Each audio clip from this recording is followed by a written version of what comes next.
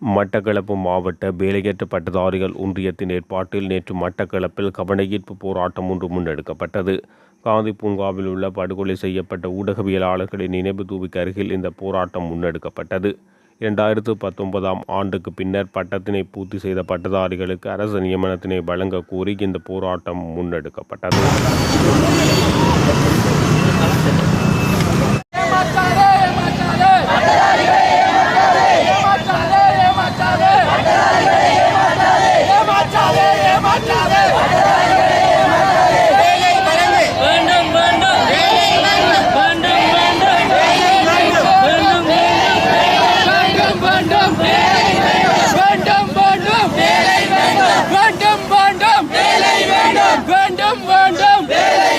கிழக்கு மாகாணத்தில் ஸ்பெஷலாக எந்த ஒரு அப்பாயின்மெண்ட்டும் சரியாக கொடுப்படலை. இவ்வளோ காலத்துக்கு பாய்ஸ் மட்டும் இல்லை, இதால் நிறைய கேர்ள்ஸும் பாதிக்கப்பட்டிருக்காங்க. ஏனென்று சொன்னால் நிறைய இடத்துல இப்போ எங்களுக்கு கிடைச்ச பதில் ப்ரைவேட் ஜாப்புகளுக்கு போங்க அப்படின்னு சொல்லி. ஆனால் எங்களோட மட்டக்களப்பு தமிழ் ஏரியாவை எடுத்துக்கொண்டு சொன்னால் ப்ரைவேட் எந்த ஒரு கம்பெனிஸும் பெருசாக இல்லை. மற்றது ப்ரைவேட்டுக்கு போனாலும் கிராஜுவேட்ஸ் எடுக்கிறதுக்கு பயப்படுறாங்க. ஏன்னு சொன்னால் அவங்களுக்கு அரசாங்கத்தால் வேலை வாய்ப்புகள் கிடைக்கும்ன்ற ஒரு இதில். அப்போ எங்களுக்கு அங்கேயும் இடம் இல்லை, அரசாங்க வேலை வாய்ப்புகள்லையும் இடம் இல்லை. எங்களோட வயசும் ஏறிக்கொண்டு போகுது. உதாரணத்துக்கு 35, 36, 37 வயசில் இருந்து இது வரைக்கும் இருக்காங்க. இன்னொரு 5 வருஷம் இழுபட்டு போனால் அவங்க இந்த லிஸ்ட்டுக்குள்ளேயே அடக்கப்பட மாட்டாங்க. அப்போ அவங்க படித்ததுக்கு வேலைன்றது அவங்களோட வாழ்க்கையில் எட்டாக்கனியாக தான் போயிருக்கும். எங்களோட பல்கலைக்கழக மானியங்கள் ஆணைக்குழுவால் அங்கீகரிக்கப்பட்ட அனைத்து பட்டதாரிகளுக்கும் நியமனம் வழங்க கூறி இன்றைய தினம் நாங்கள் தொடர்ச்சியான ஒரு போராட்டத்தினை அகிம்சை முறையில் ஆரம்பிச்சிருக்கிறோம். கவனஈர்ப்பு போராட்டம் ஒன்று செய்திருக்கிறோம். இது தொடர்ச்சியான முறையில் அரசு எங்களுக்கான நியமனம் வழங்கும் வரைக்கும் நாங்கள் இந்த போராட்டத்தை செய்ய ஆரம்பிச்சிருக்கிறோம். எங்களோட பிரச்சனைகளையும் இதுகளையும் கவனத்தில் கொண்டு இந்த அரசும் பொறுப்பு வாய்ந்த அதிகாரிகளும் உடனடியாக இதற்கான தீர்வுகளை வழங்க வேண்டும். ஆரம்ப காலங்களிலே எங்களுடைய பெற்றோர்கள் கூறுவார்கள், நீங்கள் படிக்காவிட்டால் வீதிகளில் இறங்கி ரோடாக திரிய வேண்டும் என்று. நாங்கள் இவ்வளவு கல்வி கட்டு பட்டங்களை முடித்தும் இன்று வீதிகளில் நிற்கின்றோம். நீங்கள் பார்த்தீர்களானால் இங்கு கை குழந்தைகளோடும் கர்ப்பிணி தாய்மார்களும் இங்கு வந்து வெயில்களில் நிற்பது ஏன்? எங்கள் கல்விகளில் பிரச்சனையா, இல்லை கல்வி முறைகளில் பிரச்சனையா, நாங்கள் கல்வியில் கற்றதில் பிரச்சனையா?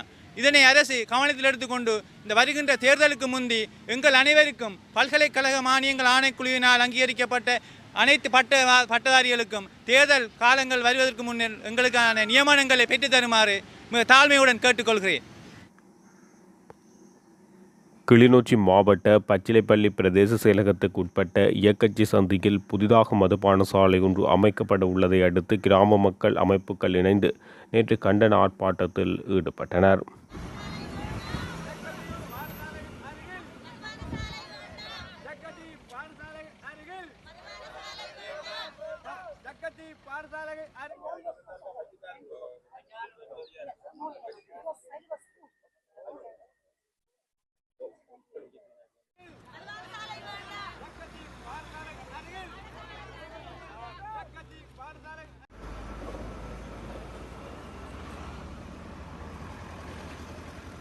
ஏற்கனவே எங்களுடைய சமுதாயம் போதையில் மிதந்து கொண்டிருக்கிற இந்த நேரத்தில் இந்த பாடசாலைக்கு மிகவும் அருகாமையில் இந்த மதுபான சாலை திறக்கப்பட இருக்கிறது.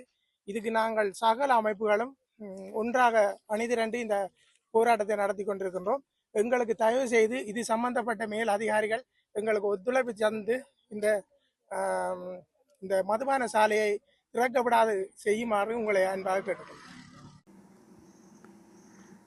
தமிழ் தேசிய கூட்டமைப்பின் தலைவரும் முன்னாள் பாராளுமன்ற உறுப்பினருமான ரா சம்பந்தனின் பூத உடலுக்கு ஜனாதிபதி ரணில் விக்ரமசிங்க இறுதி அஞ்சலி செலுத்தினார்.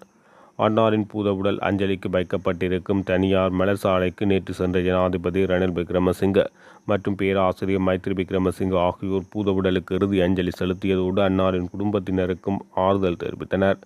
முன்னாள் ஜனாதிபதி மஹிந்த ராஜபக்ச, எதிர்க்கட்சி தலைவர் சயித் பிரேமதாசா உள்ளிட்டோர் அஞ்சலி செலுத்தியதுடன் பாராளுமன்ற உறுப்பினர்கள், அரசியல் கட்சிகளின் தலைவர்கள் மற்றும் பிரதிநிதிகள், வெளிநாட்டு தூதுவர்கள், பொதுமக்கள் என பலரும் அஞ்சலி செலுத்தி வருகின்றனர்.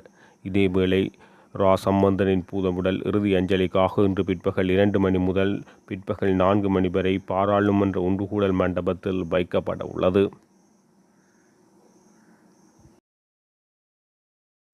மறைந்த இலங்கை தமிழரசு கட்சியின் மூத்த தலைவர் சம்பந்தனுக்கு இலங்கை தமிழரசு கட்சியின் தலைமை அலுவலகத்தில் நேற்று அஞ்சலி செலுத்தப்பட்டது.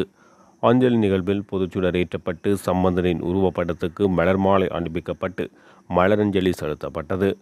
இலங்கை தமிழரசு கட்சியின் தலைவர் மாபி சேனாதிராசா தலைமையில் நடைபெற்ற அஞ்சலி நிகழ்வில் கட்சியின் நிர்வாக செயலாளர் எஸ். குலநாயகம், யாழ் மாநகர சபை முன்னாள் மேஜர் இமானுவேல் ஆர்னோட் உள்ளிட்ட கட்சியின் ஆதரவாளர்கள் கலந்து கொண்டு அஞ்சலி செலுத்தினர்.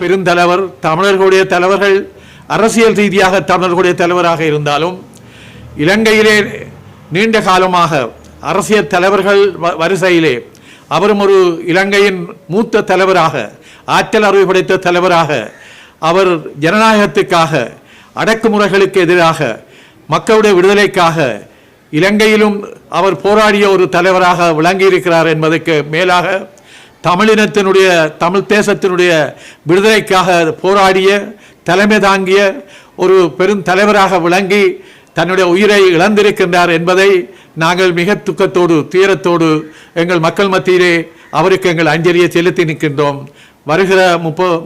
வருகின்ற 7ஆம் தேதி ஞாயிற்றுக்கிழமை அவருடைய உடல் திருகோணமலையிலே அவருடைய இறுதி அஞ்சலிக்காக வைக்கப்பட்டு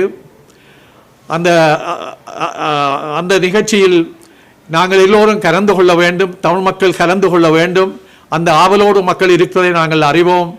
ஞாயிற்றுக்கிழமை திருகோணமலைக்கு எல்லோரும் சென்று அவருடைய உடலுக்கு அவருடைய ஆவி பிரிந்த அந்த நினைவை நினைந்து அவருக்காக, அந்த தலைவனை இழந்தமைக்காக அஞ்சலி செலுத்த வேண்டும். அதை நாங்கள் இன்று எங்களுடைய அலுவலகத்திலே அவருடைய நினைவாக அவருடைய உருவப்படத்தை வைத்து நாங்கள் அவருடைய அஞ்சலிக்காக இங்கே அந்த அஞ்சலியை செலுத்தி கொண்டிருக்கின்றோம். அந்த நேரத்தில் இந்த கருத்துக்களை நான் சொல்வதற்கு சந்தர்ப்பம் கிடைத்தது. ஆனபடியால் தமிழினத்தின் விடுதலைக்கு, தமிழ் தேசத்தினுடைய விடுதலைக்கு, தமிழ் மக்களுடைய விடுதலைக்கு, ஜனநாயக விடுதலைக்காக, தங்களை தாங்களே தமிழ் மக்கள் ஆளுவதற்காக உழைத்த ஒரு பெருந்தலைவரை, ஒரு தானை தளபதியை, தந்தை செல்வாவுடைய முக்கியமான ஒரு தளபதியாக திரு அமிர்தலிங்கம் அவர்களோடு இந்த மண்ணில் உழைத்தவர்களை, போராடியவர்களை என்ற வரிசையிலே திரு சம்பந்தன் அவர்களை நாங்கள் நினைவு கூர்ந்து அவரை நாங்கள் அவருடைய உழைப்பையும் அவருடைய தியாகத்தையும் பின்பற்றி எங்களுடைய எதிர்கால சந்ததி தங்களுடைய தேசத்தின் விடுதலைக்காக உழைக்கின்ற அந்த பொறுப்பையும் அந்த தியாகத்தையும் மதித்து அவரை நாங்கள் இன்றைக்கு அஞ்சலி செலுத்துகின்ற சந்தர்ப்பத்திலே, அஞ்சலி செய்வதற்கின்ற நேரத்திலே நினைவு கூறுகின்றோம். அவரை நாங்கள் ஒருபொழுதும் மறக்க முடியாது, தமிழ் மக்கள் மறக்க முடியாது, எதிர்கால சந்ததி அவரை மறக்க முடியாது. தமிழினத்தின் விடுதலைக்காக அவரை நினைந்தும், தந்தை செல்வாவுடைய வழியிலும், திரு அமிர்தலிங்கம் அவர்களுடைய வழியிலும், இந்த தேசத்துக்காக தங்களை அர்ப்பணித்தவர்களுடைய வழியிலும் அவரை நாங்கள் நினைவு கூறுகிறோம் என்று கூறி விடைபெற்றுக் கொள்கின்றேன்.